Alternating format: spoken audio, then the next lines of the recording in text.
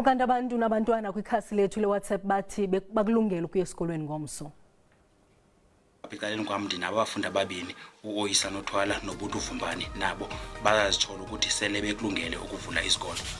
Lathi sesilungisile for isikolo msasazi njengangoku sesipolisha lehlangu zethu. Ngaqala nabalungiselela kwasekuqaleni yonke into i-right kwi-10 nyamthandalazo. Dilapha i-Flagstaff kunakhasi babhala. Yo akunzima msasazi kuyo yonke loo nto leyo, kunzima nokufumana izikolo ezi. Sesisimolo msakazi, igama lami kuneli wakabhewe sithi umzukulu wami ujabule kakhulu njengoba izikolo zivula kusasa.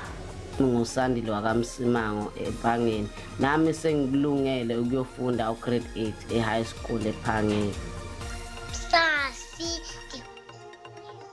dibheka esikolweni ngomso ndingu-Onele othethayo apha eDordrecht. Ndikhumke izinyo nali bazandihleka abanye abantwana andizubahoya. Mina nguBayanda nakaHlongwane, ngiyajabulela ukuya esikoleni kusasa kuba namanje ngiyakhava. Silungele ukuya esikoleni mina nengane yami. Lencane yeclass mina ngiyenza umatric sengilungele. Kulungele kusesikoleni, phuma khona nje ngikhuluma into legend angikulungele nayi. Yeah.